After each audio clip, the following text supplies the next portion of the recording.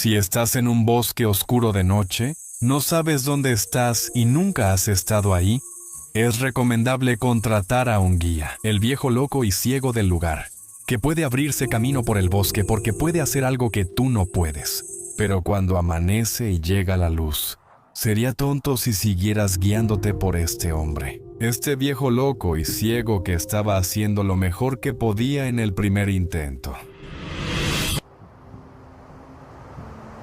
La religión fue nuestro primer intento de entender nuestro entorno. Fue nuestro primer intento de cosmología, por ejemplo, para tratar de entender lo que sucede en los cielos. Fue nuestro primer intento en lo que más me importa, el estudio y la crítica literaria. Nos dio textos para debatir, aunque algunos se consideran palabra de Dios. Además de la revisión y crítica, ahora se introduce la idea, lo cual no había ocurrido antes.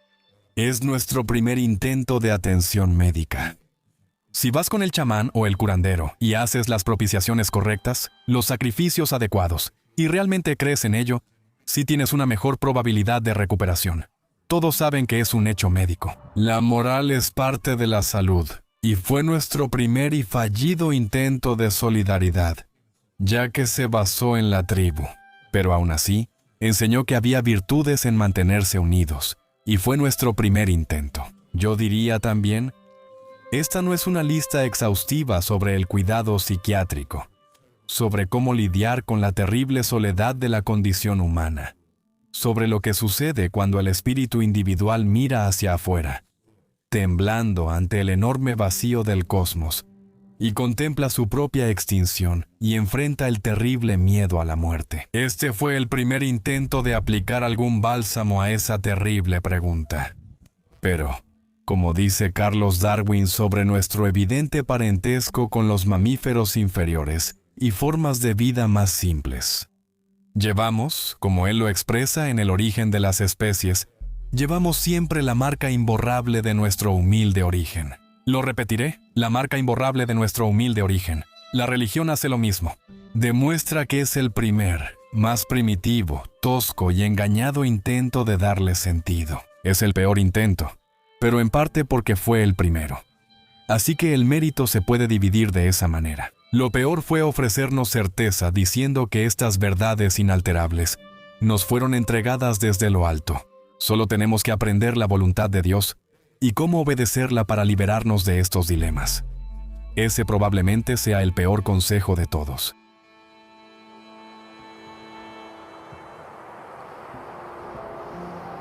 Dirás, oh bueno, nada tan asombroso podría haber sucedido sin Dios. Hay un nombre para este tipo de argumento, un nombre muy antiguo e importante. Proviene en gran parte del trabajo en la Universidad de Oxford, aunque se atribuye principalmente a Karl Popper. Se llama infalsabilidad. Es un argumento que no puedes refutar, porque en realidad no es un argumento. Si dices, bueno, ahora veo lo complejo que es todo, tendría que ser Dios quien fuera responsable. No puedo refutar ni falsificar eso. Y la infalsabilidad, aunque suene contradictorio, se considera prueba, no de la fuerza de un argumento, sino de su extrema debilidad. De hecho, de su inexistencia como argumento. Cuando vivíamos en la sabana, compartíamos territorio y la tribu disminuía. Debíamos dar a luz en un entorno lleno de depredadores.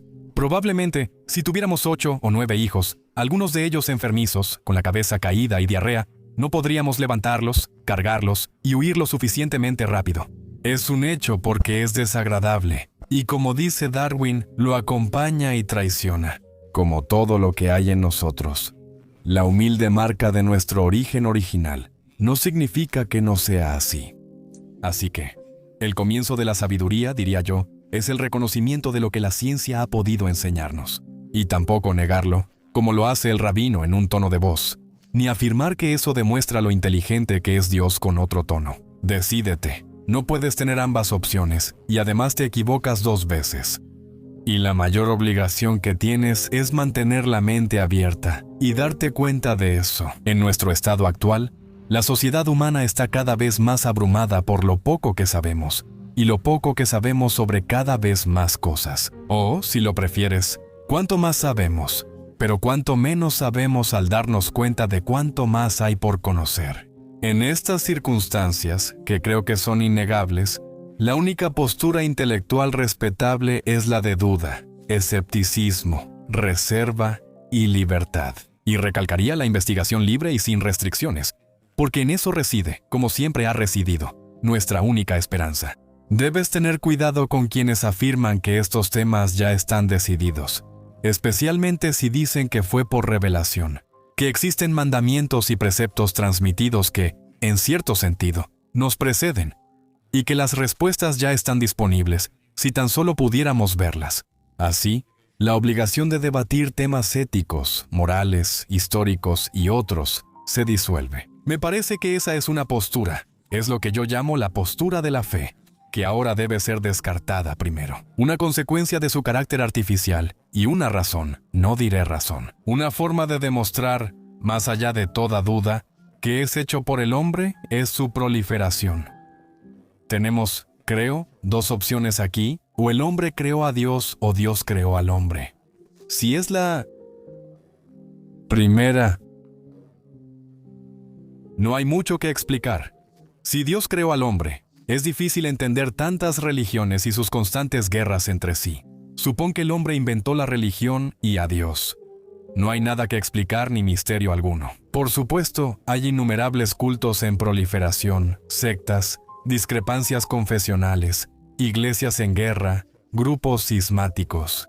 La mayoría de la violencia en Irak no va contra nuestros soldados ni sus aliados, sino contra iraquíes que atacan a otros musulmanes. Decir que esto es hecho por el hombre me parece decir algo que es casi obvio. Este tipo de tonterías contemplativas. Apaga la mente y serás feliz. El sueño de la razón genera monstruos y terribles consecuencias.